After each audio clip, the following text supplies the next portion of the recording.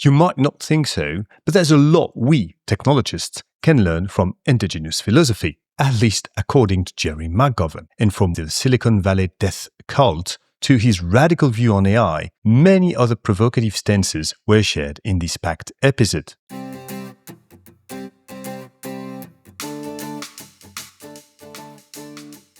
Hello everyone, welcome to Green IO. I'm Gaël and Gerry, and in this podcast we empower responsible technologists to build a greener digital world, one bite at a time. Gerry McGovern is back on the show. Yes, the very same Gerry McGovern who wrote World Wide Waste. Yes, the book that pretty much everyone in the responsible tech community has mentioned to me as an eye-opener. Not forgetting to mention his weekly newsletter, where he covers the social and environmental impact of our digital industry with gloves off and the lucidity of someone who has been in the game since its very beginning in the early 90s. Gerry's new book has just been released on February 1st, and he has kindly accepted to join us to discuss about this massive piece of intellectual work. Welcome, Gerry. Welcome back on the show. It's great to have you today. Oh, thanks a million for inviting me back, and it's lovely to be back. I have to tell you that the first chapter of your book really touched me, I would say, emotionally speaking, and is entitled The Confession. And I think it will resonate with a lot of people working in the tech industry. Could you tell us more about it and why you started an entire book about the environmental footprint of the tech industry by The Confession, and what does it say about your personal journey among all these topics? So I came across the web very early. I was a kind of a mix between a rock and roll and a technology journalist back in the early 90s, and I was doing a report or an article on how journalists found their sources, how they did their research, and somebody said to me, hey, you should check out this new thing called the World Wide Web. It's going to be great for journalists to, find out information and do research. So I think it was the NCSA Mosaic browser. It was very, very early on. I just thought it was amazing. I just thought I had this image, which later I came to regret in a way, but I grew up on a small farm watching black and white television of the westerns, going out and the wagons going out west. And of course, later I learned, of course, that many of those wagons were bringing genocide to the Native Americans. But for me, as a young child, there was this amazing open space and adventure and the future. And I saw the web. I kind of saw those wagons going out west. I was kind of drifting at that stage. I was in my early 30s and I didn't really have any real focus. And I said, this is what you can focus on. This is what you can really make a life out of and have a purpose. And so it all felt like, this is what I want to be really involved in and focused in. So I jumped into all that, the whole web, and wrote out the first report for the Irish government published in 1996 called Ireland, the Digital Age, the Internet. And so all sorts of stuff. So I was a true believer, and it's not that I'm totally a disbeliever now, but there was a whole series of great disappointments which began to occur maybe from 2017 or 16 onwards, maybe with the election of Donald Trump. And I said, how can this be happening in the most technological society on earth? And what does this say about a technological society if somebody like this can come to power?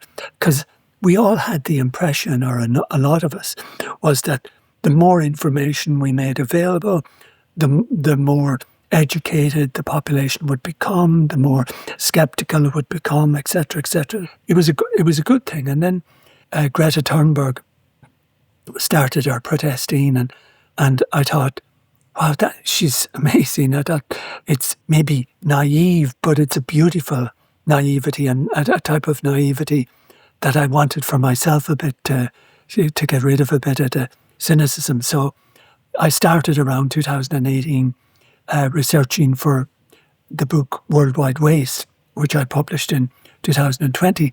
But I didn't think I'd find it much, because I totally believed, and I was selling, like, I had installed solar panels in 2010, heat pumps the same year. I was very much into and totally believing in digital as a good transformer, a positive and environmental transformer, etc. So I thought I might find a little, but not a lot, in relation to reducing the impact or improving the impact of digital. But the more I dug, the more I found, and I first discovered e-waste. I had never thought about where did the computers go.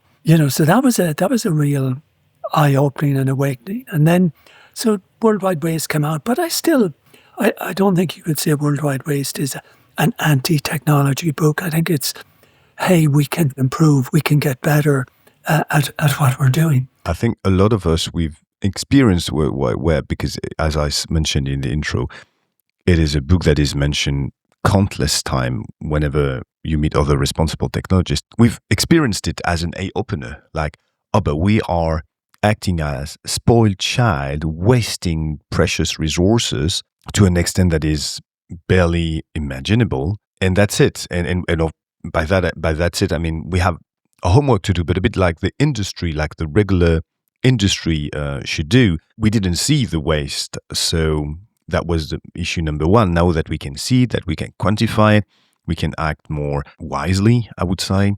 And it was a true eye opener for many people. So that's why I guess your book is so much weighted among this community. But now you're telling us that your journey kept up after World Wide Waste. Yeah, like, that's great to hear. Because you kind of think, the things you do, sometimes you think they have some importance, and then other times, that's just gone into a void. But I started doing a bit of a podcast just to promote the book, and one of the scientists I interviewed on it was called Josh Lebowski, an amazing person, wonderful person, tremendous scientist. And I was totally focused on digital waste, e-waste, and all that at the point. And he was saying, yes, that's important.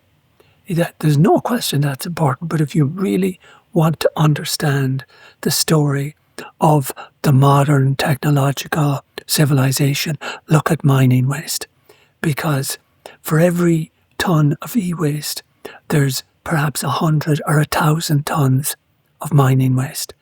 And initially I thought, I was kind of annoyed, because, when you're on a track and you're focused and you think you found the area that's the big issue, and I was thinking, what's he talking about mining? Because mining waste seems so, I don't know. Massive compared also, and also it's a sort of proportion. I mean, all our devices are so small, and our entire industry seems so thin, I would say, and mining seems so big that we relate mining to construction work, to car, rather than a tiny and shiny smartphone. So there is this sort of cognitive dissonances, There's a cognitive but for me, it wasn't even, it was mining. What's mining? Like, it was like, I knew what kind of had happened, but it didn't, like, as you said, it was no part of my world. It didn't, I'd never even thought about it in the process. So that began the journey that really is the book 99th Day, the story of mining from the point of view of digital metals, green metals, or what the metals that are, like, in certain iPhones, maybe a quarter can be aluminium. So that was the first metal. I said, well, let me see about aluminium. And by an amazing coincidence, I discovered that the biggest factory, there's two stages in aluminium processing. Stage one is the bauxite, which is the clay or the soft rock turned into alumina. And the biggest place to do that in Europe is in Ireland. So I said, wow, I'd never even heard of it. So that began the journey. So 99th Day is looking at many things, but as you said earlier, it's a real journey deep into mining and the impacts of mining. That's interesting, because I wanted to ask you a question, and I'm sure many of the listeners will want to understand why this title. And for the people who didn't read the book, which is most of the people, because it will be released in a few days, why this title? And there is, of course, some answers in the book, but could you please elaborate a bit on this? Well, it's like this idea of exponentialism and our inability to understand the impacts of and it's in so many stories. Like for years, people in the data center industry were telling me, the electricity use is not important. It's less than 1%. It's not even worth considering. It was doubling at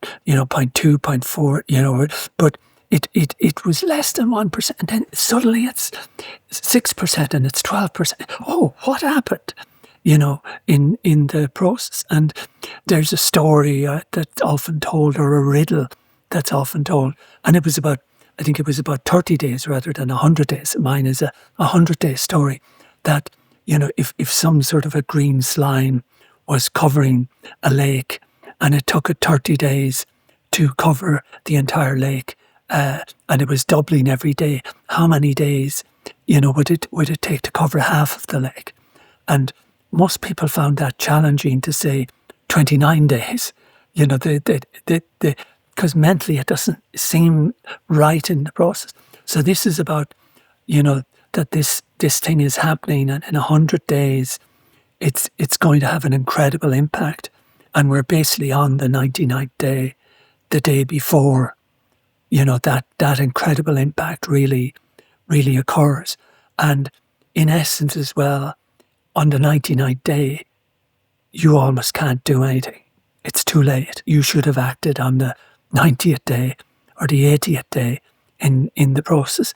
But on the 99th day, the momentum is just too strong. So the book is about collapse as well. That the second chapter begins, collapse is coming. That's my reading of, 200 pages of references or whatever, and talking to loads and loads of scientists and researchers, that we are not so much that humanity is beyond saving, but that this civilization is beyond saving. A quick word about the sponsor of this episode, Resilio. Resilio provides leading data, tools, and professional services to assess and reduce the environmental footprint of tech. As a Green IO listener, Resilio grants you a 1-month free trial access to the Resilio database, a search engine for the footprint of any IT equipment or services.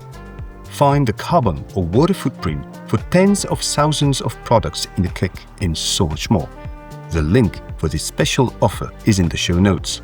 Full disclosure, I only accept partnership with companies whose services or initiatives I personally support or use myself. As usual, however, I'll let you be your own judge about these products.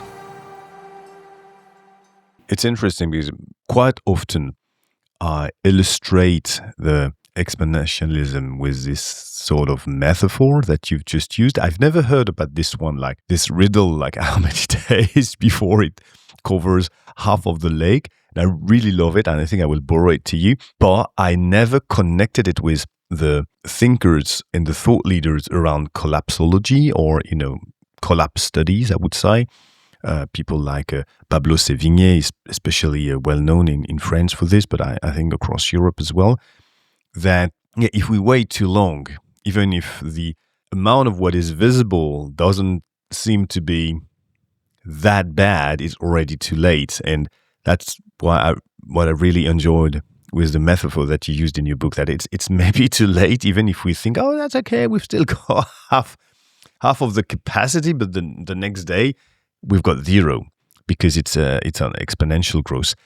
And actually, so we mentioned several times mining. I've got just 2 short questions before we jump into what is the main focus of your book. But the first one is the style of your book. I mean, you've read a lot of very short sentences, some of them without a verb. And I was wondering, was it like gut feeling writing? Was it more the way you usually write? I remember that in World Wide West, it was more like, was it literate English? I'm sorry. I'm not an English critic. It's not even my native language. But the style, I thought the message was also conveyed by the style that you've chosen for this book. Could you tell us a bit more? Yeah, well, it's a style I suppose I've developed over the years. I mean, I essentially see myself as a writer. It's what I've been doing. This is my ninth book. Though I worked building websites or managing large data environments, that's how I made my money. How I got in the door was usually as a result of an article or a previous book that I'd written, and somebody in the company said, "Hey, can you help us do that?" So, whatever skill I have, the core skill is somehow around the use of words. And the book is fairly well, like I went over it many, many times. So it's not just written once, so to speak. And it is maybe not as polished. There's somebody said, all writing is ultimately abandoned. You can only bring writing so far. You can never ultimately achieve absolute perfection. But maybe I was trying to get this sense of urgency or momentum building, a gathering storm or a gathering force. But I worked it as hard as I could to make it as well written as I could make it. It was a very stressful, because it's a huge book. I often felt like I was too big and I just wouldn't be able for it. So there was many times it really got me down, trying to bring it together, trying to give it shape, trying to edit it properly, so it took a lot out of me, kind of to do it. But I hope I've done it the best I can do. That's sure that it doesn't look like a book written, as you say, written once and let's move to something else. There is clearly a style that you developed, but a very punchy style, a very short sentences, conveying tension, I would say, about what you believe is the urgency to deal with. And you mentioned the size of the book, Gerry. Yeah, I should warn the future readers that it is a big book. It is almost 600 pages, plus 200 pages of resources, of links. So I have to tell you, how did you manage to gather so much resource? I mean, are you working now exclusively on book, newsletter, etc.? You mentioned that you used to do some consulting, but you don't do consulting anymore. I do a tiny bit. I thought I can dedicate. I've had a pretty good career. I've been fairly successful. I can dedicate myself to this if I really want to. I can come up with excuses, but I don't have young children. I don't have a mortgage. I don't have. I looked at the situation I was in life. I'm in a very, very lucky situation financially that the vast majority of people are not in. So I basically, every day, often every hour of I'm reading or checking up or checking this source and that source. And I really went after to try and get a comprehensive view from a research point of view, what people were saying, and did this reinforce this? I hope I didn't take a point that I hadn't found 4 or 5 or 6 times in different areas, because with everything, with the slop that's come from AI, and it's very hard to know what to trust anymore. So one of my ways of building credibility is this point being said by this person, and if all of these, and they all seem to be fairly respectable, if they're all saying it, well then, there's probably something in it. So it makes total sense, because I was really wondering, and it's also maybe why you have such a strong voice and an independent voice, by being also financially independent more at the end of your career rather than the beginning. Yeah, not willing to mention your age, but you're not especially a rookie, I would say. Exactly. Well, no. I'm 63. So 63. So I'm lucky, as you say, because it's so hard. I think if I was 20 years younger, I wouldn't have believed myself. I would have said, I'm not reading this book. I'm not. We've so much pressures. I admire people who are younger because there's so much pressures, and it's so harder for your generation to make a living, to have an apartment, and the pressures that to conform financially and in all sorts of other ways are incredibly strong. So, this, me looking at this 20 or 30 years ago, I don't think I'd have believed myself. And that's why we need also people having this sort of liberty, this freedom of being able to embrace the big picture with having too much of these financial constraints. Voltaire used to say that we think about liberty when we've got a full belly. And I think it's something that should be remembered quite often. Now, jumping on the core topic of your book, as I mentioned a bit earlier, you dedicated more than half of the chapters to mining. So why did you choose this specific angle? And what are the main messages, I don't know, the top 2, top 3, top 4 messages that you really want people to get out of this massive focus on mining? We have our environment, what we call our environment. And it's got fresh water, and it's got generally clean air, and it's got good soil. I mean, that's the environment we came out of. And lots of forests and mountains, and that's our environment. But there's an old saying, you never walk into the same river twice, because the water's always new water. But you never walk into the same environment twice either. Our environment is always changing, and if we wait long enough, it will become an environment that's not really suitable for us, no matter what we do. Even if we're the best stewards and the best ancestors, things will change. Ultimately, the sun will explode or whatever if we wait. But everything you do in some way transforms your environment. Some things you do can transform it in a better way, and by better I mean better for us. So you could make the water cleaner, you could make the air fresher and cleaner as well, the soil richer. But some things you can do make the environment worse. Mining is almost always, I've never really found an example of a positive, a negative transformation of our environment. So, over time, the toxic and the gases and the poisons and etc., a lot of them sank. They might have stayed on the surface for 1 billion years. But when they were on the surface of the earth, we couldn't evolve. It was only by the removal of these things that were not conducive to life from the atmosphere, from the water.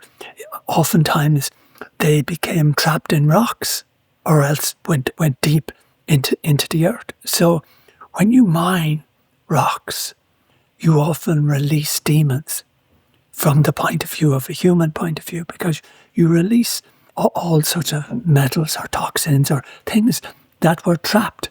And by definition, them being trapped, they were taken out of our environment. So, they're not in our environment, which is a good environment. So if we bring them into our environment, we change our environment. So we are radically changing. Like at this point in time, we are heading towards mining a Mount Everest every year, every single year. So a Mount Everest is about 175 billion tons of material. So to maintain our modern civilization, we are digging and blasting and collecting and then throwing most of it away, because most of the mining process is actual waste. A Mount Everest, and you cannot do that every year and maintain the same environment.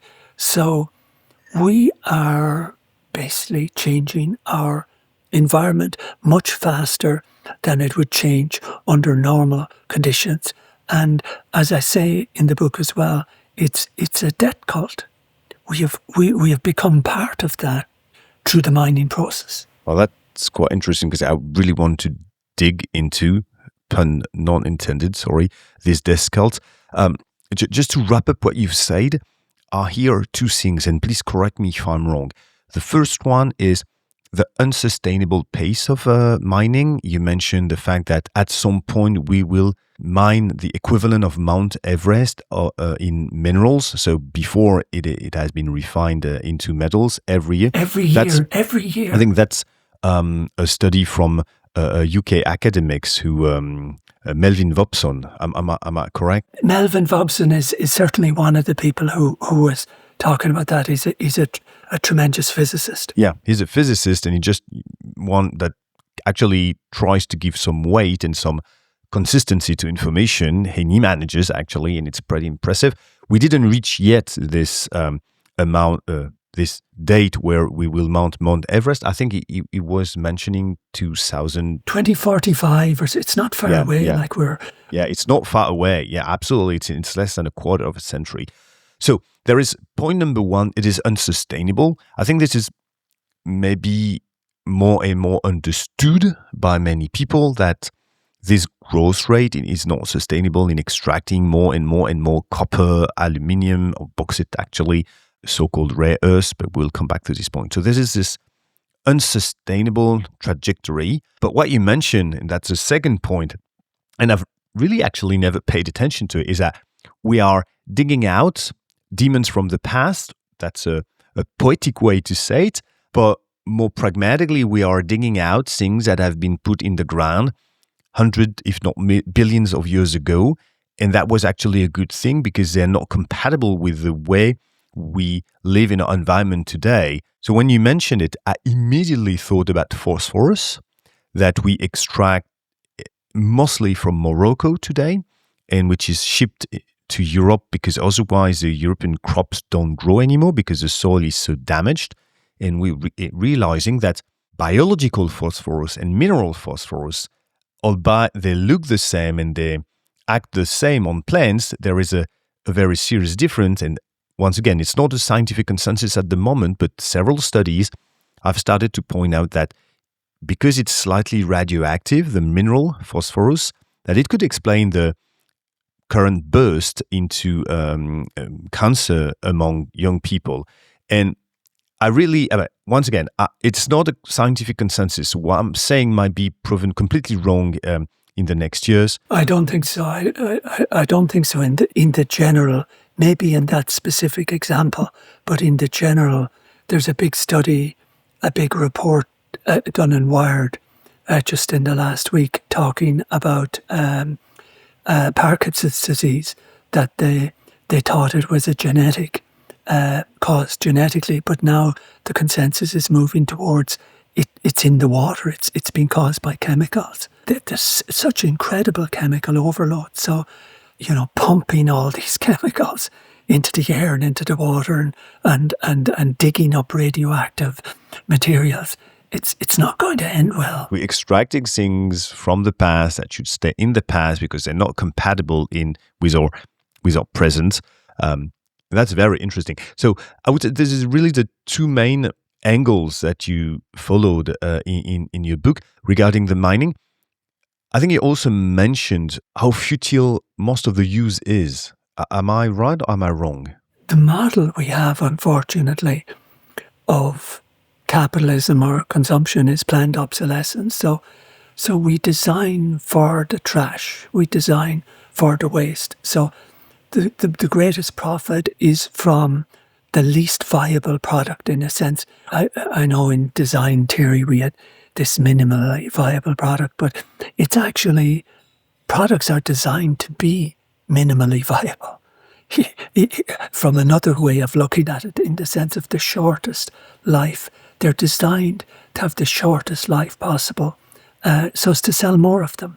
We are deliberately designing for the trash. We're deliberately designing so that it can't be reused.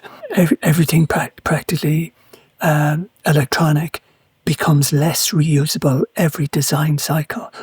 We design reuse out of the product rather than into the product. So we're into this spiraling process of the more we destroy, the more profit we make. Of course, that's a short-term tactical profit, because ultimately you get to the 99th day. And that's what you phrased as the gross death cult. Could you tell us a bit more on how you came up with the expression? There is no left or right in the modern world. There's the growth debt cult, and there's the left part of the growth debt cult and the right hand side. Because everybody, whether it's the Greens, are for growth, green growth, everybody has accepted growth. Almost everybody. And certainly, I don't know of an establishment figure. I don't certainly know of a major organisation that is opposed to growth. I don't. There's just everybody says, this is it. This is how we must live. This is who we are. We grow. We have to keep our economies going. But I mean, any physicist, anybody, a little bit of sense. It says finite planet, infinite growth, and 3% growth because it's like exponential growth, 3% every year. It suddenly becomes incredible. 3% in 2020 or in 1920 is a fraction of 3% in 2020 in the process. So there's no infinite growth, but you cannot question growth. It's a cult. It's a sort of a cult because it's already quite well acknowledged among economics. I mean, I wouldn't say that there is a scientific consensus among economics about the limit to growth, but the limits actually, because there are several of them, but there are a very strong body of knowledge, I would say, around the limit to growth. The fact that not embracing fully circular economy and so on will at some point, there are a lot of debates whether it's in the next 10 years or in the next millennia, but that we will hit the wall. And we can think about the work of Kate Raworth, for instance, with the donut economy, when she tries to change our perspective on things like, how to live within the planetary boundaries and pushing the highest possible social benefits for the entire humankind. I would say that you're not the only voice stating this, and especially among economists, among scientists, as you mentioned, like physicists and so on, and also among journalists and thought leaders. Did you meet already anyone in the tech industry paying attention to this, like considering new business models, new way of doing things that will be a bit more compatible with planetary boundaries and rethinking our way out of the death growth cult? The opposite, Gaël. The opposite, unfortunately. And there's a fascinating book called Against the Grain. I can't think of the author just at the moment, but it's an amazing book about civilizations from 5,000 years ago to about 1,000 years ago. And he said practically all civilizations collapsed. And over time, every single one collapsed. The collapse of civilizations tends to occur in a frenzy. The elites, when they recognize often very early that things are going wrong, they don't stand back and say, "Oh, this is terrible. We should fix things. We should not behave like we've been behaving." They actually accelerate their behavior. Well, there's another saying, I don't know, I think it might be initial Chinese or somewhere, that a certain type of man will burn everything to the ground to rule over the ashes. That's a terrible saying, but that makes a lot of sense. Yeah, and you notice, Gaël, and I certainly see it in Ireland, it happens, not uncommon. There's a lot of murder-suicide among a certain type of men, that they kill themselves and they kill their family in the process. And I think there's a certain part of the male ethos that kind of enjoys the destruction and wants to be that last man standing. And I think we see that in particular. So what really disillusioned me was, after Worldwide Waste, there was conversations with technology companies, and then, Bitcoin started exploding, and of course AI exploded on the scenes. So we went from needing to reduce our energy footprints by a factor of 50 to increasing them by a factor of 100. I was just saying to some friends over the weekend that, if you sat around in a room, so knowing what's happening in the environment and the challenges that we have with energy and materials, and you said, well, let's come up with the most destructive thing we can think of to really destroy everything even faster. If you had horrible friends, I don't think you could invent anything more destructive than Bitcoin as a concept and as a more purely wasteful, nihilistic, annihilationalist type of activity to waste, pure waste for the sake of greed and gambling and speculation. And then AI, which is, 10, 100 times more energy demanding than a search or these videos that grow exponentially, that 10 seconds of Sora is 4 times more energetic than 5 seconds of Sora that somebody did. Alexander, a wonderful journalist, he did it in as he said, 10 seconds of Sora is 10% of an average German family's day of using electricity. 10 seconds is 10% of an average German family's day, and is the equivalent of something like 5 hours of watching Netflix. So instead of really taking on the challenge, and we heard them all say, this is our moon, moon landing, we are going to go for this, etc., etc. They went exactly the opposite direction at massively accelerated speed to create one of the biggest pieces of technological crap that has been invented in history. And that is true that in the book, you mentioned blockchain as a very wasteful behavior, like basically we take energy and metals and we transform it directly to money without even the intermediation of some goods or services. But you're very, very hard on AI as well, and you're especially hard on big tech and the Silicon Valley. I have to quote you here when you say that the valley is actually the valley of pimps and pushers. So you have a very colored expression, I would say, to describe the tech industry. How come that you see such a strong causality between environmental destruction and the valley? And by the valley, I mean the mainstream philosophy that still holds in the big tech industry, or in the tech industry, not necessarily big. What big tech discovered is what Walmart discovered 50, 60 years ago. What Walmart discovered was it's not so much about margin, it's about turnover. So in the traditional supermarkets or retail stores that Sam Walton grew up with, they had high margins and relatively low turnover. And Walton had this idea, supposing if I have my margins, but if I triple my turnover, I'll still make more profit than those other people here because I'll move goods faster through the environment. So essentially big tech has discovered that the more you speed that up, the more profit you make. So the more you speed turnover, that comes back to what we talked about, planned obsolescence a little bit earlier. So the more you speed up consumption, the more profit you make. To speed up consumption, you have to have products that don't last, and you have to have a whole culture.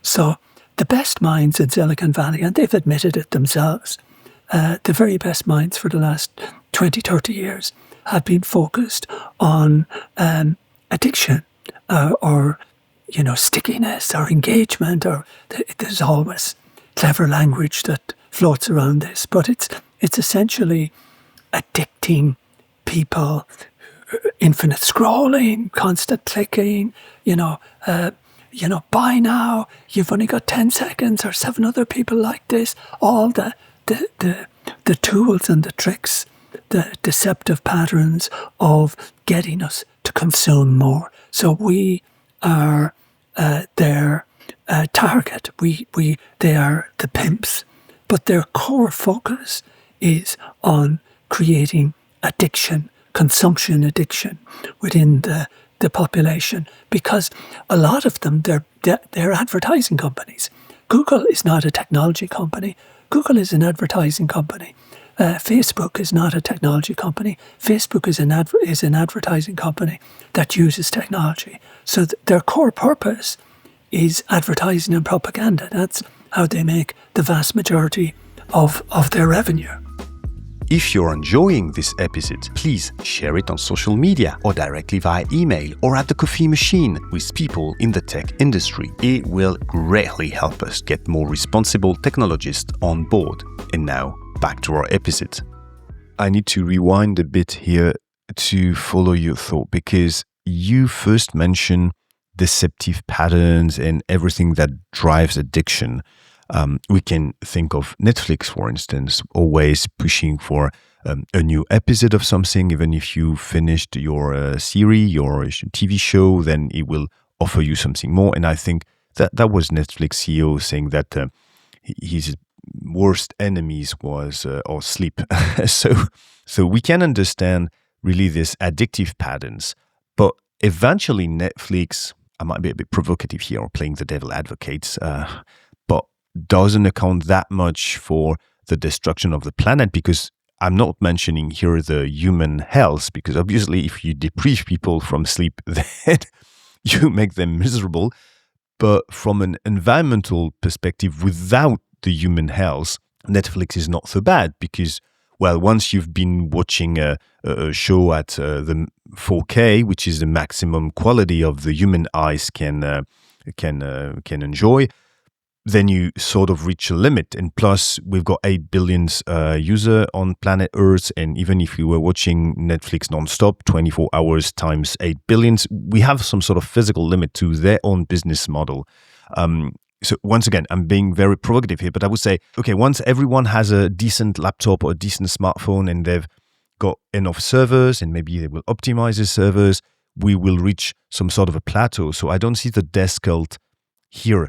But if I follow your chain of thoughts, it's because actually Netflix is promoting consumption of other goods and services which are way more destructive for the environment, that you put them in this bucket. Am I right? Yeah, exactly. Yeah. And I didn't specifically mention Netflix there, because I'm the one who brought this example as sort of a counter example of Walmart. Yeah. No, but it's a good point. It's a good point, and it's very relevant. But so let's park that there just for the moment. Their specific impact of the architecture of Netflix. Let's look at say Google or Facebook or the emerging AI. The core purpose, the reason they exist, is to sell us stuff. They will go out of business tomorrow if they stop selling us stuff, and that's they help sell Donald Trump. They sell everything, in the process. So they are advertising companies. They are propaganda companies. They are manipulation companies. They make money the more we spend. And what I say in the book about AI is that the killer app of AI is advertising. We haven't seen it really kick in yet, but that's because they want to addict you first in dependency. But I saw an early prototype there a couple of weeks ago where somebody was talking to the AI and saying, I'm exhausted, I'm really tired, at the moment. And the AI said to them, oh, that's sorry, I think a nice bowl of Kellogg's Rice Krispies would be really good for you, and I know you like them. Will I open the Instacart? That's what AI, that's how because it's so expensive to the architecture of AI. The only way they'll make money is, hey, Gaël, you're going to Paris next week. Yeah, there's a really good deal on this hotel, and I really know you like this hotel. Will I book it for you? And they'll get that, because that's where you make your money, by driving consumption. Because these are so expensive. How are they going to make their money? They're not going to make their money on $20 a month from Gaël or whoever pays them a subscription. They make their money by selling us that and by getting us to buy stuff, that's where they make their money. So their wealth and power can only exist in the context of massive consumption. So they can't stop. And that's why they're building their bunkers. That's why they're building, because they know they're wiping us out. But they think they're clever enough that they're going to get away with it. That they're just, because this is what happens with people like that. They get God complexes. They think they're so clever, they're so good, they're so smart, they're so better than everyone else, that everyone else is a sucker. But this is a hubris that is environmental, civilizational destroying. That's funny that you mentioned it, because I didn't want to mention it, but when you mentioned the death growth cult, I was immediately clicking it in my brain with the work of Paris Marx and the fact that he's mentioned several times that actually all these bankers and all these palais that they're building, they look like a lot like tombs, like a bit like the pharaohs were focusing way more on the tombs, which happen to be the pyramids, rather than the present life and how to enjoy it. But that being said, the advertising pressure to make all this massive investment in AI profitable. However, you also mentioned AI as a scam. Is it because of the example that you provided that the answers will lead to some overconsumption, or is it also something a bit more in depth into its very own making? Well, I think it's both. It's a poor technology. It's not smart. It's not reliable. It's not accurate. For all these billions and all the water and all the energy and all the materials, what are we getting? Okay, I'm going to play a bit the devil advocate here because I think it will be more rewarding for the people listening to the show. And I would say that a carpenter would tell you that a chainsaw it's gross, it's not really usable, etc.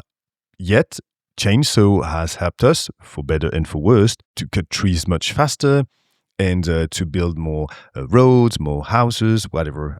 I would say AI, even if it's not precise, even if it's not accurate, can be some sort of a chainsaw, saving times and energy on basic stuff that we still need to refine up to the way of a carpenter or even a wood artist. Obviously a wood artist will never use a chainsaw except at the very beginning, but still, when cutting the trees, that's very helpful. So don't you think that AI, despite all its defaults, may have some use? And I'm parking here the discussion of yes, but at what cost? So a couple of points there. So let's assume AI is a chainsaw for the moment, and it's a good chainsaw, and it works, right? So let's assume that. So I think we're coming to the indigenous culture part in a little while, but I've read a lot about indigenous cultures over the last number of years, and they are incredibly varied. They're incredibly varied. So many different ways of humans living in the world. But one indigenous culture I looked at, I saw a discussion ended up with the chainsaw, right? So they initially had stone axes, and the guy was saying, with a stone axe, I can cut down one tree in a day. And at that stage, there was lots of these missionaries coming into the Amazon and places like that, and he wanted a steel axe from the missionaries. They'd bribe and bring gifts and stuff like that. Because he says, with a steel axe, I can cut down 10 trees in a day in the process. And then later, not in the same tribe, but then later I saw these pictures in another tribe in their village, and there was this basket. There was a kind of central in the village, and it looked like it was reverential basket. It did a special purpose. But inside of that basket was a chainsaw, and it was like the little god in the process. So, yeah, how many trees can you cut down with a chainsaw a day? 100 trees? What's the problem that we're facing? We're cutting down too many trees in the process. These things, even if it was good and efficient, it's accelerating consumption. But it's not even a good chainsaw. It's a chainsaw that will cut down 6 trees, and then on the 7th tree will absolutely jump. Because, I've grown up on a farm. I've used chainsaws. I know and they're dangerous bloody things if you don't have a good chainsaw, if the blades aren't proper, you could really do a lot of that. So the chain snaps and swings around and takes out half of your jaw, in the process. That's AI. It's not even well designed. I just saw a study today on AI ethics, that half of, it was a book on AI ethics, I think published by Elsevier, one of the big publishers, right? Half of their citations were made up. This is a book on AI ethics, and half of the citations were because they used AI to write a lot of it in the process. It's not even reliable. All this money for, would you, if you had a loved one was suddenly convulsing, would you go to the AI and believe what they were saying? Or would you ring the hospital and the ambulance? Would you, in a life or death situation, would you trust AI, for anything? It's supposed to be a fax machine, to give you facts, but it is not trustworthy because inherently it is not a trustworthy design model. So even if it was good, all it would do would be accelerating, as you said. So now we publish 10 million books a year. Maybe I've added to that problem to a degree. But with AI, we'll publish 100 million books a year. Will that actually do anything actually good? It's more efficient at publishing books. Where does all this efficiency lead us? It always leads us to more consumption, more and more. And the more efficient you become, the more you drive up consumption. And, it's not reducing consumption. Nobody is designing AI today to reduce consumption. Maybe 2 or 3 researchers somewhere on their spare time. But nobody is designing AI today to reduce consumption. If by AI we refer, and that was a shortcut that we took in our conversation, to generative AI, I think by its own definition, generative AI is here to generate things, and by generating, we tend to consume things. So that's true. AI, which a much broader definition encompassing machine learning and so on, we could argue on this, but I think I've played another devil advocate, and I think I've completely made up on the spot the chainsaw image, but I think I will reuse it because I love the fact that you say it's gross, but it's also freaking dangerous. And actually, I've used a chainsaw also in my life in New Caledonia, and for sure, this is really, really dangerous. So I think I will keep on using this image. Good. I think it's a good. It's got multiple angles. Yeah. It's got multiple angles. One of them being that, after a cyclone in tropical islands, you're pretty happy to have a chainsaw, but obviously you will not use them all the time and with a lot of extra precautions, because otherwise you can get injured quite a lot. And in any case, if the chainsaw were to be made with diamonds and like non-industrial diamonds, because the saw actually might have some diamonds, but gold and platinum and ivory triggers and whatever, that will be a very wasteful way to build a chainsaw, and this is sort of what we're seeing with this massive LLM at the moment. But okay, I think we need to stop using this metaphor because I'm mindful of your time, and there is also another topic that we wanted to discuss, and we briefly mentioned it. And I see this pattern with you, but I also see this pattern with other thought leaders, is the fact that they're rediscovering indigenous people and indigenous philosophy. And a little disclosure here, I'm reading the book by David Graeber and the other David, which I forgot the name, which is a sort of a counter book of the very famous Hariri's book of A Brief History of Mankind, which title in English, I don't know. In French, it's Une autre histoire de l'humanité. So it will be another history of humankind. And there is really something that was an eye-opener for me, is the narrative that has been built during the century of the Lumière, which I don't know how to translate in English, but this 17th, 18th century, where all these philosophers across Europe, and quite a lot of them in France, started to lay the ground for scientific thinking, extracting us from a very religious approach to science and the way we analyze a society and so on. And quite a lot of them actually wrote about good savages or savages and used this, what used to be said, the savage metaphor. And the analysis of most of the scholars around this time is that these savages were not existing, but that was just used by philosophers because they couldn't really say things opposite to the king, opposite to the church, opposite to what we today we call mainstream thinking. So otherwise they could have, gone to jail or even be sentenced to death. So, or exiled, which happened to Voltaire, for instance. So they use the metaphor of the good savage to actually say things that they wanted to say.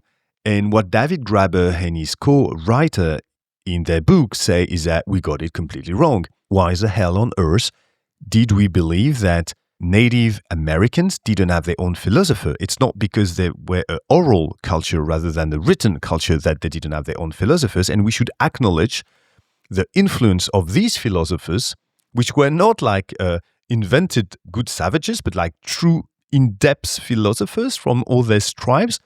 The massive influence they had, especially on freedom and equality and all the things they said, that's really weird, the way you European people, the way you work, the way you build your society, that's really, really strong.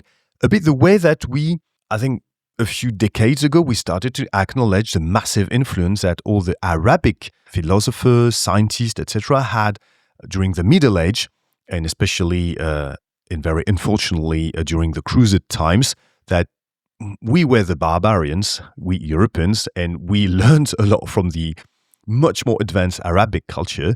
But now the same way we are rediscovering that these indigenous philosophers and scientists, they were real, they were not made up by Voltaire and Rousseau and the likes. And they had a deep influence, but because of the European hubris, we couldn't acknowledge this. And we said, that's an excuse that no one of these savages will have such elaborate thinking. So of course that was made up by white male, to push for new things. And actually I was like, wow, and sorry about this long explanation, but it was a few months ago where I was like, really, oh my God, but I bought into this. This is where I've been taught about this very important times in the way we think of society and in philosophy. And that completely changed my mind regarding indigenous culture and how we can reuse it and not necessarily embrace the very same lifestyle, but hey, what we should learn from this philosophy, from this humanities studies that they've got, even if they've got it in a different way. Did you have the same sort of journey into this thinking, or was it completely different? Pretty similar. No, pretty similar to what you've described, because there's a kind of an ultimate statement that you can question capitalism, but what about communism? Everything else is worse. Look at Stalin. Look at that. There is no other system. Yeah, Tina. There is no alternative. There's no alternative. There's no other way. Communism didn't work. Yeah, but communism worked for hundreds of thousands of years. Because that's the core characteristic of all of these societies is communistic. Communes.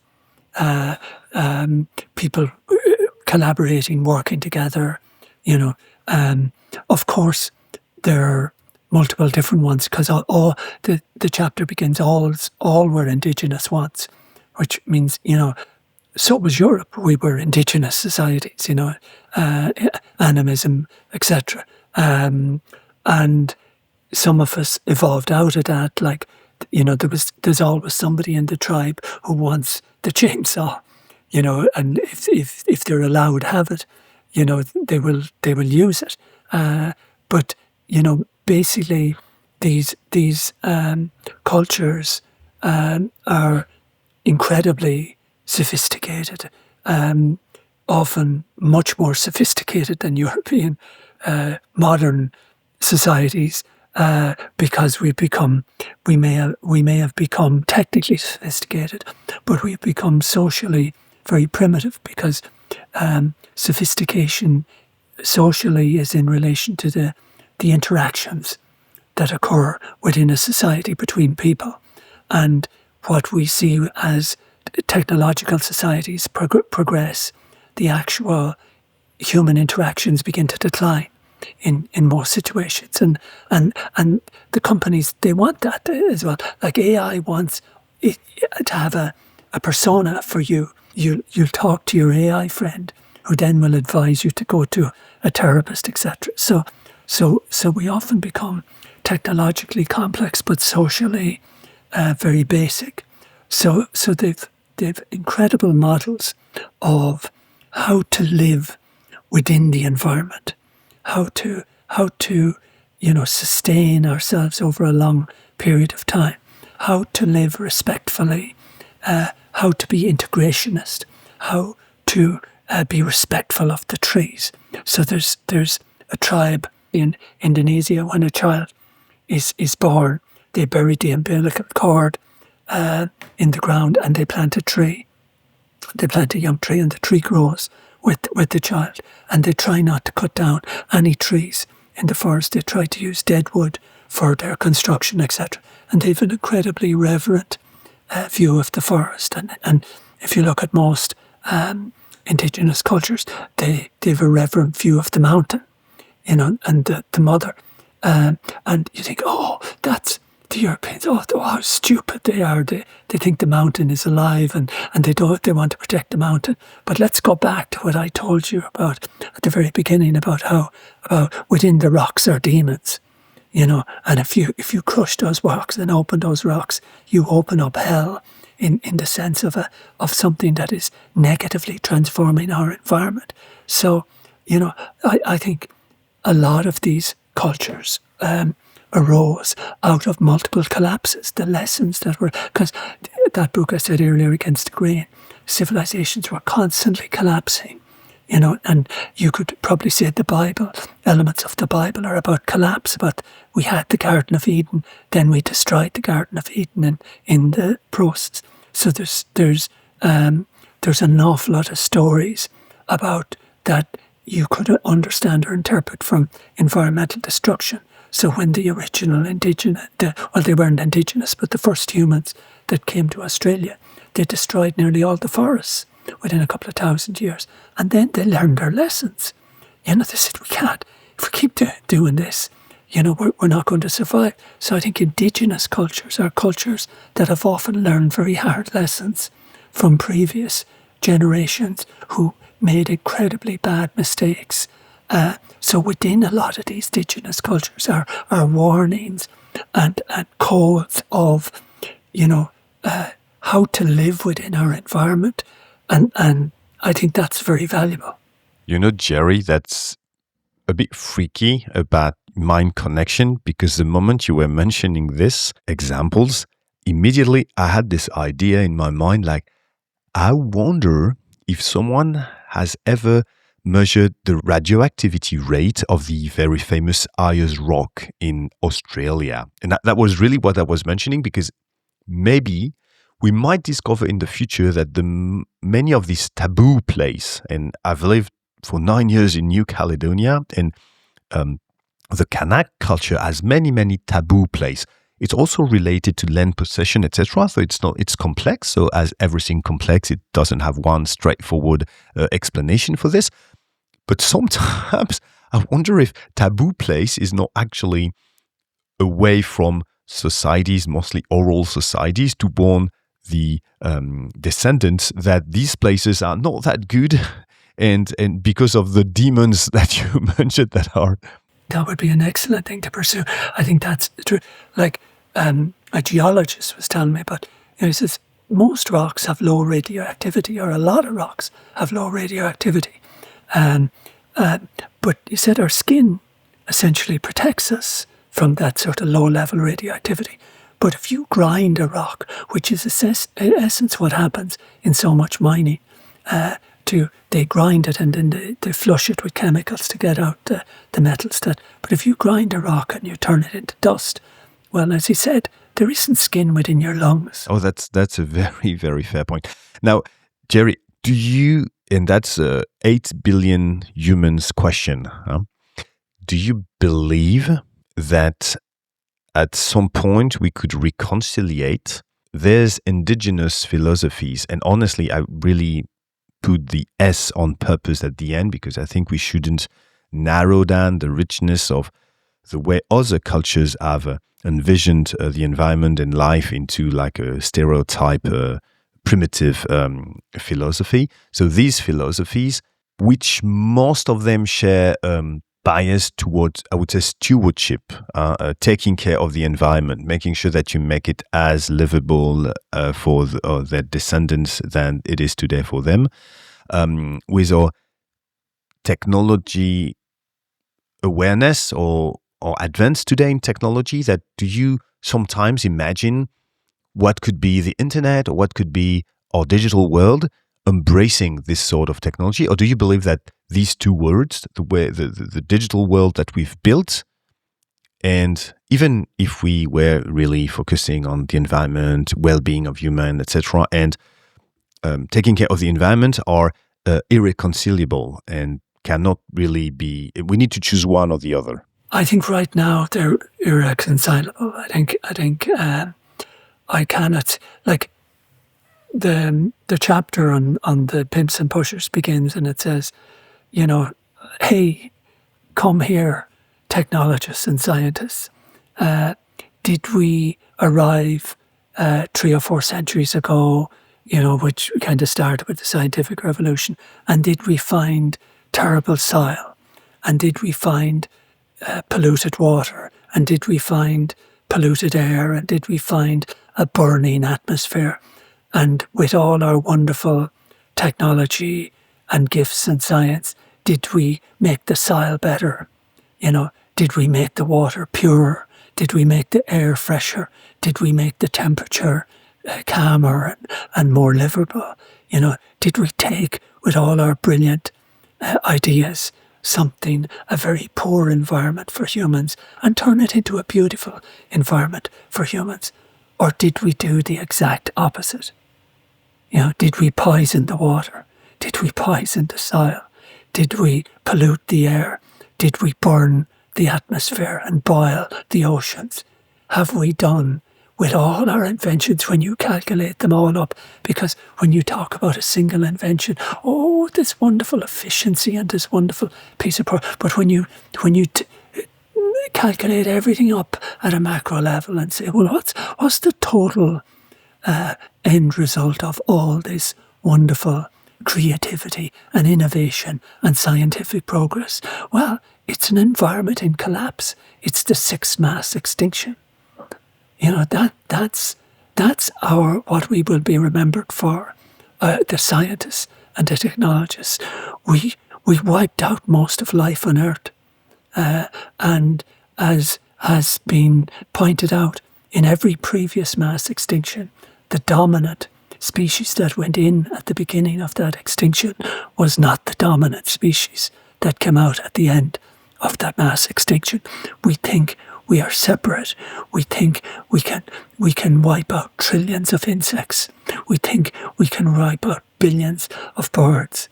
But when the bees go, we go.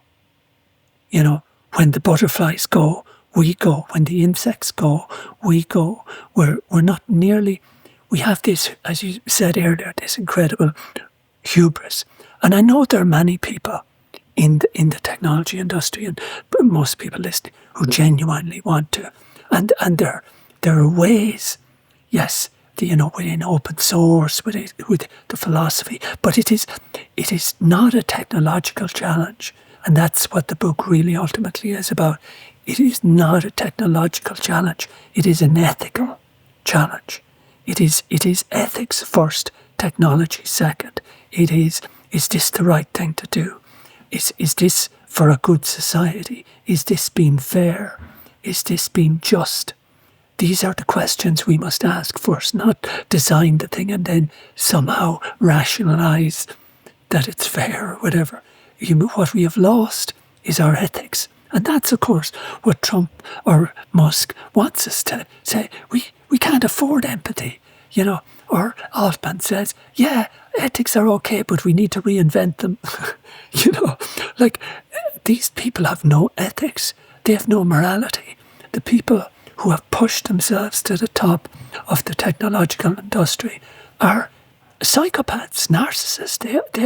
They have no ethics. They have no morality. They are purely driven by greed and narcissism and the desire and the need to dominate and to destroy and devour. And the only way we can get back is through an ethical process. That's interesting, and I think it could be beautiful closing words that it's an ethical issue rather than a technological issue. Just before we do so, I have maybe the hardest question for you of this entire episode, which is, did you see and do you want to share some positive piece of news in all this mayhem before the cockroach and the ant start writing their own constitution of the 2,300 years where they will have taken power on planet Earth?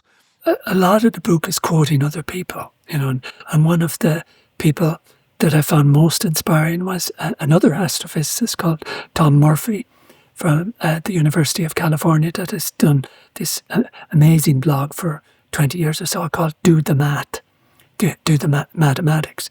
And he believes very much that collapse is coming and that we may drop to 100 million people, or maybe less. I don't know if he said 10 million, 100 million, but some dramatically lower figure.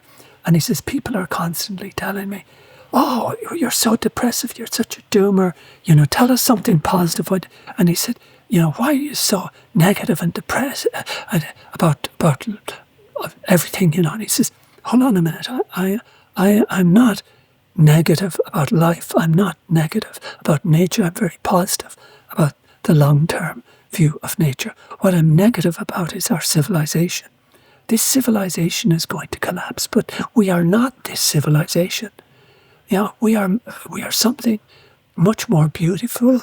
We are a part of this extraordinary nature. The birds, the bees, the trees, the flowers, this extraordinary life that is competitive, sure, but is often amazingly collaborative as well, and so rich and interdependent and just so stunningly beautiful. And to say and to walk out, and I often just walk out into a forest and just touch a tree, and I feel so incredibly privileged that I am part of that tree, that I am part of that story, that we are part of an amazingly beautiful story that is nature and that is life. We are not the controller of it. We are not dominating it. We are not above it.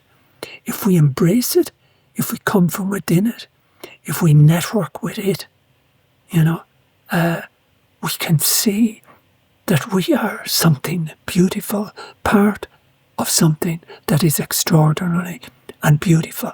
And that's what's worth preserving today.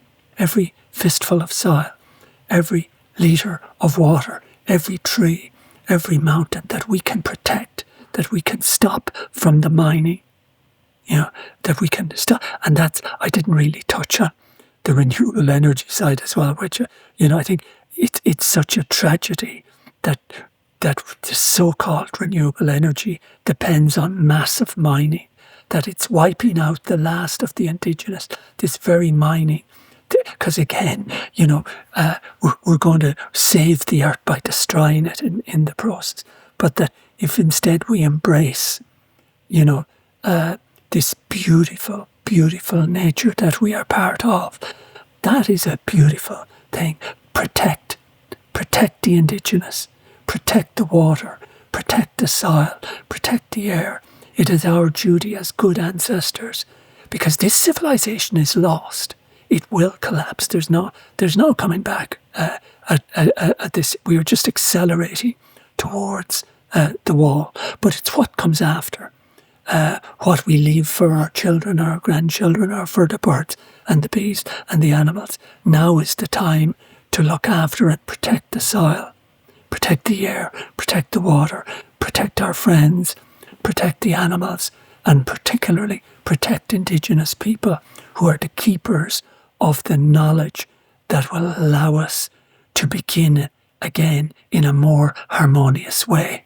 Well, I think that's very optimistic closing words coming from someone stating that the civilization is doomed. So thanks a lot for sharing them, and thanks for sharing this alternate way of embracing what is technology, what should be technology, and the place of especially indigenous people in it. So it was a real privilege, Gerry, to have you on the show and to have you to promote your new book, much awaited new book. So thanks a lot. I hope that we will see you in Green Isle, London in October, if it connects well with your promotion tour. But you know that you will be more than welcome. And I know that hundreds of people will be more than happy to listen to you and to see you in real life, but no pressure on it. Just crossing fingers that the planets will align. But once again, thanks a lot for joining. Oh, thank you very much for the invite, Gaël. Thank you. Thank you for listening to this Green.io episode. Because accessible and transparent information is in the DNA of Green.io, all the references mentioned in this episode are in the show notes. More information and the full transcript can also be found on our website, greenio.tech. Thanks a lot to all the people who made this episode possible, starting with our executive producer, Russell Becker, and of course, you, my dear fellow responsible technologist. See you in 2 weeks to keep on building a greener digital world. One bite at a time.